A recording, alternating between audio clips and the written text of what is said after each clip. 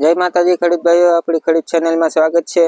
અને આજે આપણે વાત કરવાની છે કે જે જીરાની ખેતી કરતા હોય એના માટે ખાસ મહત્વની વાત છે કે જીરામાં જે પીળા પટ્ટા પડતા હોય, તમે હેઠે જોતા હોય તો ધારો કે આખા ખેતરમાં પીળા પટ્ટા દેખાતા હોય જીરામાં, તો એના પીળા પટ્ટા પડવાનું કારણ છે ને ઘણા બધા હોય।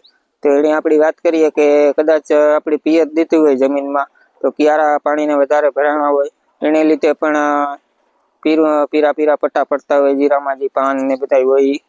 પછી બીજા નંબરમાં ધારો કે વાતાવરણમાં ફેરફાર આવે તો જીરાને જે અનુકૂળ ન આવતું હોય એવું વાતાવરણ આવે તો પણ જીરું પીળું પડતું હોય। પછી બીજા નંબરમાં કે કદાચ ભેજ વધે ગયો હોય આપણા જીરામાં તો પણ જીરામાં પીળા પટ્ટા પડતા હોય। ને ખાસ કરીને જે બીજું કે જે ઠાર ઝાકળ ને આવતા હોય એના લીધે પણ જીરામાં પીળા પટ્ટા દેખાતા હોય આપણી જીરામાં। તો અમુક વસ્તુ કે અમુક જમીન હોય એમાં જે પોષક તત્વો અમુક ઘટતા હોય અમુક જમીનમાં કે જે જીરાને પૂરતું જડતું ન હોય, એના લીધે પણ જીરું હોય એમાં પીળા પટ્ટા દેખાતા હોય। અને બીજા નંબરમાં કે કદાચ જીરું હોય એના મૂળિયામાં જે ફૂગજન્ય રોગ હોય તો પણ જીરામાં પીળા પટ્ટા થઈને પીળું પડતું હોય ને એવી રીતના દેખાતું હોય આપણી ખેતરમાં। ઘણા બધા તમે જોયું હોય અને અનુભવ કર્યા, ઘણા ખેતી કરતા હોય જીરાનો। તો ખેડૂત ભાઈઓ, આના માટે આપણે ઉપાયની વાત કરીએ કે જો આપણી જમીનમાં જે પોષક તત્વ ઘટતું હોય તો આપણે એના માટે આપણે જે માઇક્રો ન્યુટન આવે અને કદાચ ઝીંકની ખામી હોય આપણા ખેતરમાં તો આપણી ઝીંક સલ્ફેટ પણ આપે આગીએ એના માટે। તો એના માટે ઉપાય છે આ, અને જેથી કરીને આપણી જીરામાં ઉત્પાદન સારું મળે। ને બીજા નંબરમાં કે કદાચ ભેજ વધે ગયો હોય આપણી જમીનમાં તો એના માટે આપણી જે સલ્ફર છે એનો આપણે ઉપયોગ કરીએ તો એ ભેજ સૂંઘે સલ્ફરનો છંટકાવ કરવાથી। ને કદાચ અમુક છોડને કે અમુક ક્યારામાં ભેજ ન હોય તો જે સલ્ફરી ભેજનો જે સૂંઘવાનું સંગ્રહ કર્યું હોય એ જીરાની પાછું આપે હાગે, અમુકને જીરામાં ઘટતો હોય ભેજ તો લે ખરી દે ખરી। અને બીજા નંબરમાં કે જે અમુક જે આ ફૂગજન્ય રોગ હોય જે મૂળિયાનો, તો એના માટે આપણી જે મેટાલેક્સી 35% આવે બરાબર, એનો ઉપયોગ કરીએ તો પણ જોરદાર રિઝલ્ટ ચડે। અને ઠાર ઝાકળ હોય તો એના માટે આપણે સાપ પાવડર ને એનો છંટકાવ કરીએ, ઠાર ઝાકળ આવતો હોય ને તો સાપ પાવડરનો છંટકાવ કરીએ તો પણ આપણે એમાં રાહત ચડે।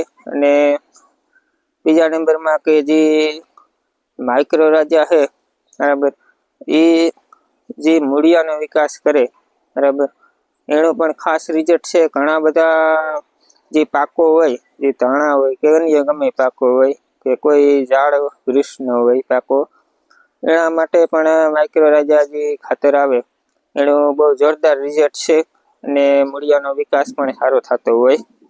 એટલે આપણે કદાચ એવું બને કે ભેજને લીધે કે કદાચ વાતાવરણમાં પલટો ફેર્યો એટલે એના લીધે જો પીળા પટ્ટા થયા હોય, પેલા ન હોય ને આ જે માવઠાનો રાઉન્ડ હતો એ પછી આ વાતાવરણમાં પલટો ફેર્યો તો એના લીધે જો પીળા પટ્ટા થવાની તૈયારી હોય તમારે તો સલ્ફર અને માઇક્રો રાજા એનો તમે છંટકાવ કરી શકો આમાં જીરામાં, જેથી કરીને ફાયદો જાજો થાય એમાં। અને એનો રિઝલ્ટ સારા છે। અમારે આ બાજુ વધારે પૂરતો ઉપયોગી આ બધા દવાઓના જે તમને જે નામ દીધા એનો બધા ઉપયોગ કરતા હોય ને એને આપણી રિઝલ્ટ જાણેલ છે અને જોયેલ છે, એટલે આપણી વસ્તુની બધી આપણી વિડીયોમાં તમને વાત કરી।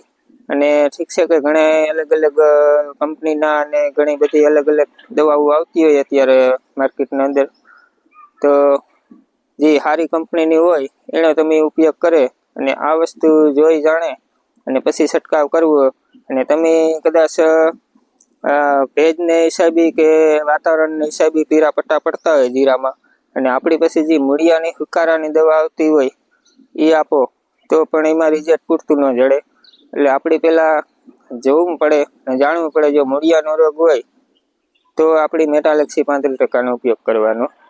એટલે ખેડૂત ભાઈઓ, આ રીતના આપણી જીરામાં પટ્ટા દેખાતા હોય તો એના માટે એના કારણો આ છે અને એના માટે ઉપાય પણ આ દવાઓનો છે. તો તમે એક ફરે ચેક કરજો અને અનુભવ કરજો આ વસ્તુનો, ને નિરીક્ષણ કરજો જીરામાં તમારે જો પીરા પટ્ટા પડતા હોય તો આ ઉપયોગ કરજો. તો વિડીયો ક્યાંક ને ક્યાંક જો ફાયદો થયો હોય આપણો કોઈ ખેડૂત ભાઈઓને તો વિડીયોની જરૂર લાઈક કરી દીજો અને ચેનલમાં નવા હોય તો સબસ્ક્રાઈબ કરી દીજો. મળીએ પાછા બીજા વિડીયોમાં. જય માતાજી બધા ખેડૂત ભાઈઓને.